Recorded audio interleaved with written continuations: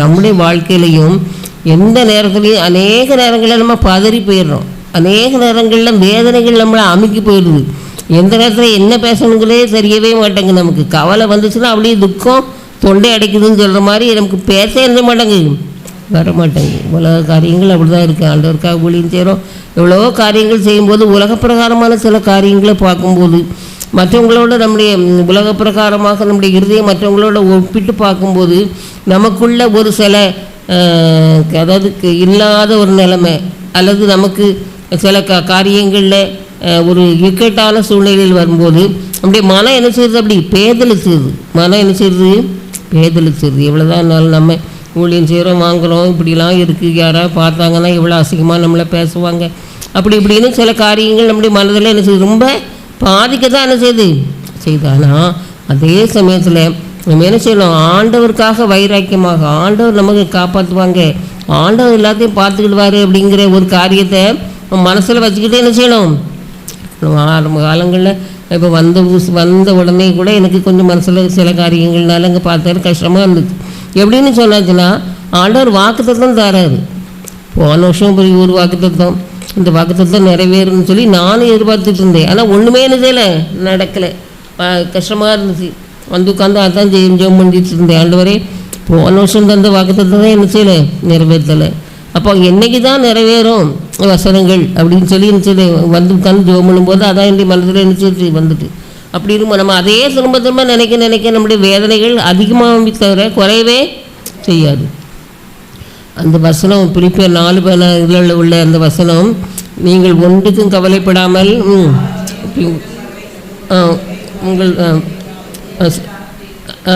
தேவனுக்கு தெரியப்படுத்துங்கள். அதெல்லாம் சொல்லி முடிச்சுட்டு கடைசியில் இதில் நான் ஒன்றும் கவலைப்பட மாட்டேன், அது எது எப்படி கிடந்தாலும் எனக்கு ஒன்றும் இல்லை, அப்படிதானே எல்லாவற்றையும் என்னுடைய சமூகத்தில் வச்சுட்டு ஆண்டவரை சொல்லி எழும்பி என்ன செய்கிறேன் வந்தேன். அருமையானவர்களே, இந்த உலகத்தில் நம்ம வாழும் பொழுது நம்முடைய ஞானம் நம்முடைய முயற்சிகள் ரொம்ப அதனால் எந்த பிரயோஜனமே இல்லாமல் தானே செய்து இருக்குது. ஆண்டுடைய கிருபை இருந்தால் மட்டும்தான் அது அந்த நாம் நினைக்கிற காரியங்கள் என்ன செய்து நடக்குது. அவருடைய சித்தத்தின்படி கேட்டால் அவர் செய்வார் அப்படிங்கிறது இருக்குது. ஆகையினால அவர் என்ன செய்வார். அடுத்தது பாருங்கள், ரூத் 1:16 வசனத்தை பாருங்கள். ரூத் 1:16 வசனம், நான் உம்மை பின்பற்றாமல் உம்மை விட்டு திரும்பி போவதை குறித்து ரூத் சொல்கிற மாமியார்கிட்ட, நான் உம்மை பின்பற்றாமல் உம்மை விட்டு திரும்பி போவதை குறித்து என்னோட என்ன செய்ய வேண்டாம், பேச வேண்டாம். நீர் போகும் இடத்துக்கு நானும் வருவேன். உம்முடைய ஜனம் என்ன ஜனம், உம்முடைய தேவன் எந்த தேவன். இவ்வளோ வைராக்கியம் பார்த்தீங்களா, இவ்வளோ வைராக்கியம். இன்றைக்கி மாமியார் மர்மோ அவ்வளோ ஐக்கியமாக எத்தனை வீட்டில் இருக்கீங்க, ஒருத்தர் வீட்டில் இல்லையா, அப்படிலாம் சொல்ல முடியாது. இருக்கிற வீட்டிலலாம் இருக்க தான் செய்கிறாங்க, அவ்வளோதானே. சரி, யாராவது கொஞ்சம் சூடாக இருந்தேன்னா ஒருத்தர் கொஞ்சம் அமைதியாக இருந்துட்டா கொஞ்சம் அப்படி பிரச்சனை அப்படி என்ன செய்யும், டவுன் ஆகிரும் தானே. எல்லா வீட்லேயும் அப்படி கொஞ்சம் போச்சல் இருக்கும். அதனால் ரொம்ப என்ன செய்யாது, வராத வீடுகள்லாம் இருக்க தான் என்ன செய்யுது பாருங்கள். ரொம்ப ஒரு நல்ல மாமியார் சொல்லி இந்த நகோமி அம்மாவை என்ன செய்கிறாங்க சொல்கிறாங்க. அந்த நகோமி அம்மாவும் ரொம்ப ஒன்றும் நல்லா வசதியாலாம் வாழலை. வசதியாக வாழ்ந்தால் தான் மருமகுமாரும் நல்லா வைக்கணும் அப்படிங்கிறதும் கிடையாது, அப்படி தானே. பாருங்கள், அது அந்த அம்மா இங்கேருந்து போகிறாங்க, பெத்லஹேம்லேருந்து இங்கே செய்ய மோப் தேசத்துக்கு போகிற இடத்துல 2 பையனும் செத்துடுறான்.